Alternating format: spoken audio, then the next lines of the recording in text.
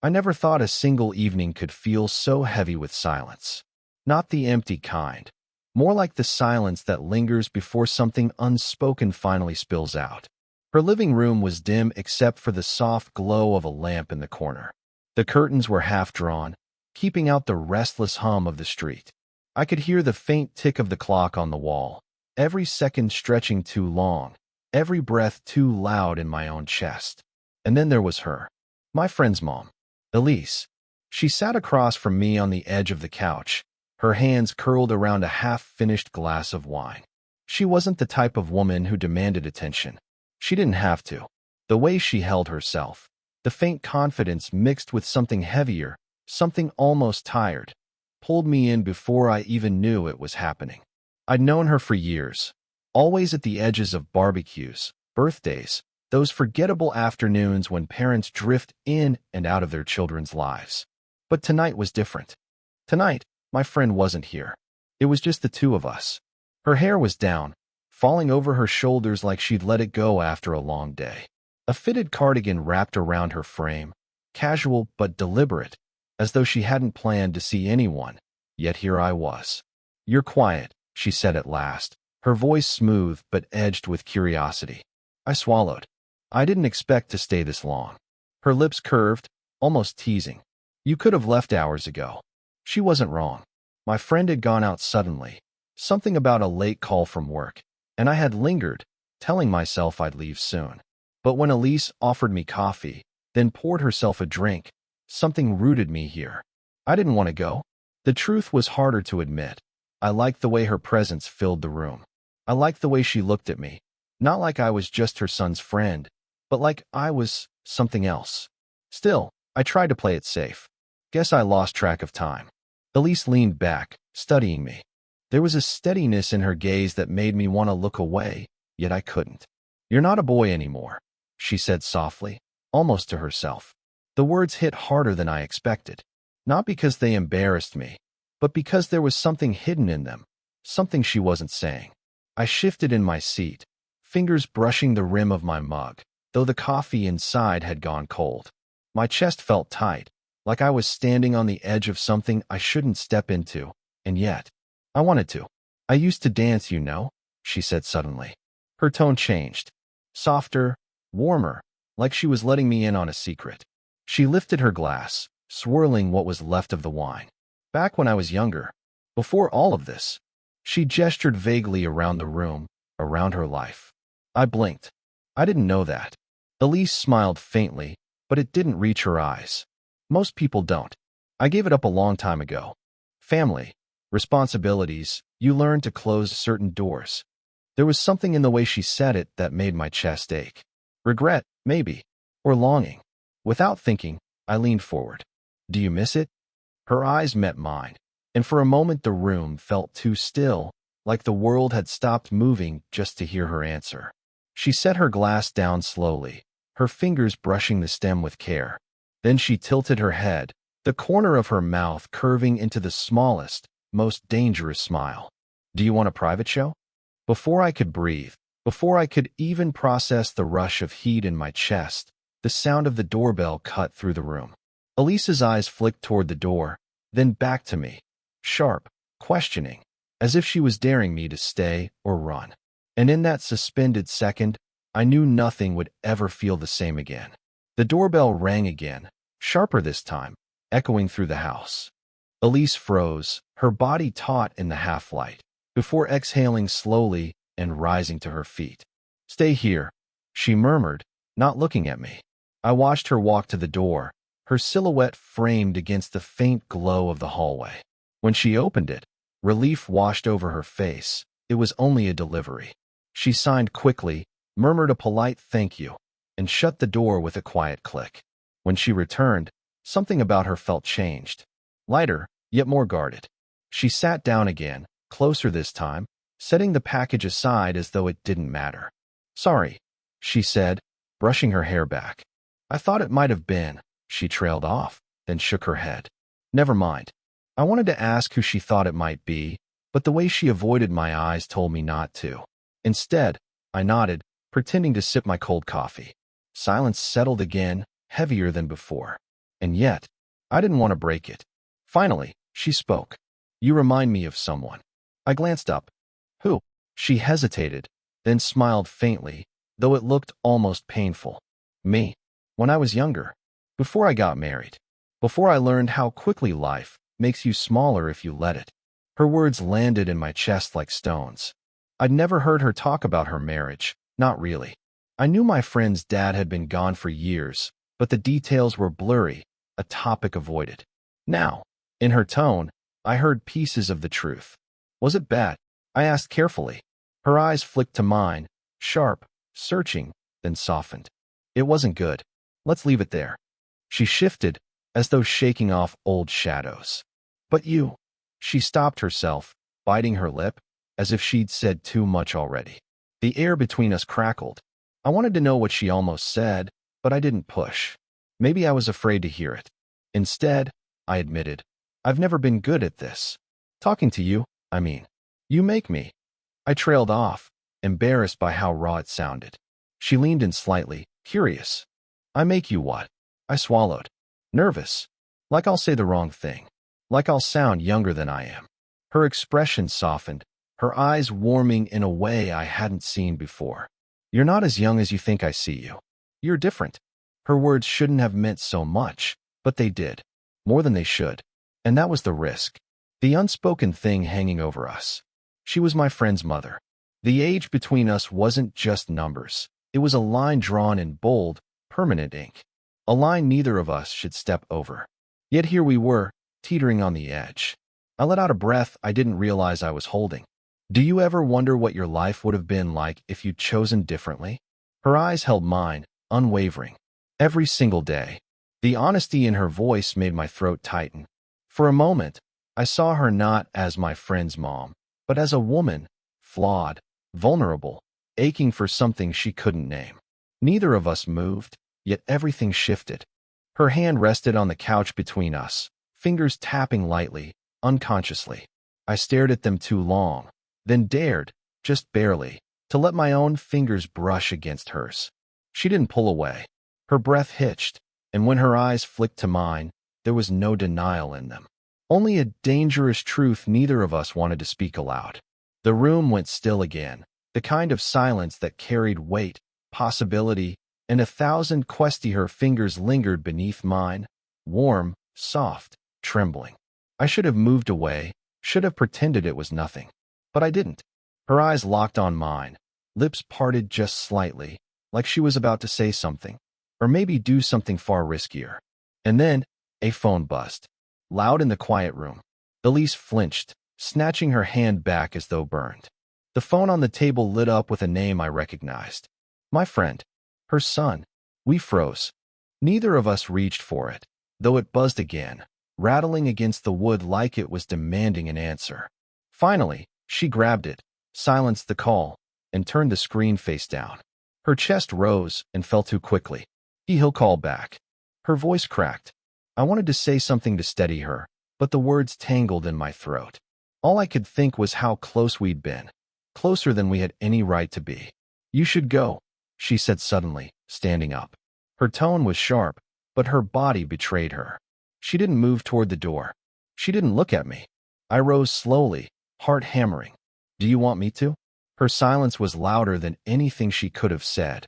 I stepped closer. Elise, she turned then, and the look in her eyes made my chest ache. Regret, fear, longing, all at once. She wanted to say no. She wanted to tell me to leave. But she didn't.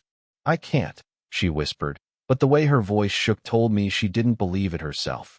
I reached out without thinking, my hand brushing her arm, light as air. She froze, her breath catching, and for a heartbeat she leaned into the touch. And then a key rattled in the front door. We both jumped apart, panic flashing in her eyes. She whispered, almost to herself, No, not now. The door swung open. A man's voice called out casually, Elise? You home? I felt the blood drain from my face. It wasn't her son. It wasn't a delivery. It was him. Her ex-husband. We couldn't answer. Her ex-husband's voice drifted deeper into the house, casual, unaware. Elise? Thought I'd drop by. Needed to grab some papers. She stiffened, her entire body going rigid, and I saw in her eyes the kind of fear that wasn't about him seeing me. It was about what he might still mean to her life. I moved back a step, but her hand shot out, gripping my wrist. "Don't," she hissed under her breath, her eyes darting to the hallway. "He can't know you're here." Her touch burned into me, desperate, trembling. I wanted to pull her close, tell her she didn't have to hide, that she didn't have to carry all this alone. But the sound of footsteps grew nearer. "Elise," the man called again. I leaned in, voice low. "Why does he still have a key?" Her face tightened. "Because I never changed the locks." A storm of emotions flickered across her face. Anger, shame, maybe even regret. I saw the weight of years in her eyes, the way she'd let him come and go as though he still had the right. And in that moment, I hated him. I hated that he could still walk into her home, into her life, as if nothing had broken between them. "Elise," my voice cracked with something I couldn't hold back anymore. "You don't have to keep letting him in. You don't deserve that." Her breath hitched, eyes flashing to mine. "And what do I deserve?" "You." The words cut, sharp and trembling, like she wanted to believe them but couldn't. My heart slammed against my ribs. "Yes," I said, firmer than I meant to. "Me." Her eyes widened, and for a heartbeat everything around us fell away. The footsteps, the walls, the danger. Just her and me, locked in a truth I couldn't swallow back down. "Elise," I whispered, voice raw. "I can't stop thinking about you." Her lips parted, her whole body pulling toward me, torn between denial and surrender. "You don't know what you're saying." "I do," I breathed. "I know exactly." The footsteps stopped just outside the living room. The doorknob turned. Her hand still clutched my wrist, her eyes still locked on mine, wide and terrified and wanting. And in that suspended second, between confession and discovery, between fear and desire, I knew we were about to cross a line neither of us could ever take back. The door creaked open, light spilling into the room. Elise's grip on my wrist tightened, so hard it almost hurt. I braced myself for her ex-husband to walk in, to see us together, to ruin everything. But it wasn't him. It was my friend, her son. He froze in the doorway, backpack slung over one shoulder, keys dangling in his hand. His eyes darted between us, me standing too close to his mother, her hand still wrapped around my wrist. The silence that followed was brutal, heavy, exposed. "Elise," I started, but my voice cracked. She let go of me instantly, stepping back like she'd touched fire. "You're home early," she said quickly, too quickly, her voice breaking into false calm. My friend's expression hardened. Clearly, his eyes landed on me, narrowing, and I'd never seen him look at me like that before, like he didn't know me at all. Guilt slammed into my chest. I wanted to explain, to say it wasn't what it looked like, but the truth was, it was exactly what it looked like. "Elise," he started, but then he turned to me, fury rising. "You? Out of all people." I opened my mouth, no words coming. My throat burned with all the things I couldn't say, that it wasn't a game, that I hadn't planned this, that I couldn't stop wanting her even if I tried. Elise's voice cut through, sharp and trembling. "Enough. Both of you." Her son stared at her like she'd just betrayed him in the worst possible way. "You lied," he said, voice low. "All those times you told me you didn't want anyone in your life. You lied." Her face crumpled, pain flashing in her eyes. "It's not that simple." "Yes, it is," he snapped. "You made it that simple." And then he stormed past us, down the hall, the slam of his bedroom, door shaking the walls. The house went still again, but this time the silence wasn't heavy with desire. It was thick with something sharper, betrayal, heartbreak, guilt. I turned to Elise. She looked pale, shaken, one hand pressed against her temple, like she could push the moment away. "This just got worse," she whispered, barely audible. I swallowed, chest aching. "He'll never forgive me." Her eyes lifted to mine, shimmering with tears she refused to let fall. "He might forgive you, but me?" She shook her head slowly. "I'm not sure I can forgive myself." Her words hit harder than any anger could. And in that moment, I realized the cost of what we'd started, how every choice from here on out would change not just us, but everyone around us. Still, I couldn't stop. I couldn't walk away. Elise, I whispered, stepping closer. Tell me you don't feel the same, and I'll go. But if you do, my voice caught. Then we can't keep pretending. Her lips parted, trembling, caught between denial and the truth breaking her apart. And for the first time, I didn't know if I wanted to hear her answer, or began to open. The house felt like it was holding its breath. The echo of her son's slammed door still reverberated through the walls, sharp as a wound neither of us knew how to tend. Elise stood frozen, her hand pressed against her lips, as though holding back words that would burn if spoken. I couldn't move, couldn't look away from her. Finally, she whispered, "He hates me now." The way her voice cracked made my chest ache. "No, he doesn't," I said. "He's hurt. He's confused. But he doesn't hate you." Her eyes lifted to mine, tired, shining, so raw it felt like looking straight into the core of her. "And what about you? Do you hate me for this?" I shook my head instantly, too fast, too desperate. I could never. Elise, my throat tightened. The truth fought its way up, reckless and unstoppable. "I love you." The words hung there, naked and irreversible. Her lips parted, and for a heartbeat she just stared at me, as if testing whether I really meant it. I did. God, I did. She stepped closer, slow, deliberate, until I could feel the warmth of her body, smell the faint trace of wine and perfume clinging to her skin. Her hand lifted, hovering at my jaw, fingers trembling like she wasn't sure if she should touch me. "You don't know what you're saying," she whispered, her breath brushing against me. I swallowed hard. "I do. I've never been more certain of anything." Her eyes glistened, pain and longing fighting for space. "And if I say it back, what happens then? I lose my son. You lose your friend. We ruin everything. Or," I said, voice low, "we stop lying to ourselves. We choose us, even if it's messy, even if it costs something." For a long, unbearable moment, she just looked at me, like she was standing at the edge of a cliff, deciding if the fall was worth it. Then, with a trembling exhale, she closed the distance. Her lips brushed mine, so soft, so brief it felt like a secret more than a kiss. When she pulled back, her forehead rested against mine, her body shaking. "I shouldn't have," she murmured. "But you did," I whispered back. Her eyes fluttered closed, a tear slipping free. "And I don't regret it." The weight of her words hit me like fire and relief all at once. Outside her son's door, silence reigned. Tomorrow, there would be consequences, anger, explanations, maybe even endings we couldn't control. But in that moment, with her lips still tasting faintly of wine and truth, none of it mattered. For the first time, we weren't pretending. For the first time, we chose each other. And yet, even as we held on to that fragile moment, the question hung unspoken between us. What happens now? The night stretched on, heavy and fragile, as if the house itself understood what had just happened inside its walls. Elise pulled back from me, wiping at the corner of her eye with the back of her hand. She looked tired, older than she had an hour ago, but also lighter, as though something long buried had finally broken free. Her son's door remained shut down the hall. The silence behind it was a reminder of what we had risked, what we had already lost. I wanted to go to him, to explain, to beg him not to hate me. But deep down I knew there were no words strong enough to fix what he had seen. Not tonight. Maybe not ever. Elise's voice broke through my thoughts. "He'll need time." I turned to her.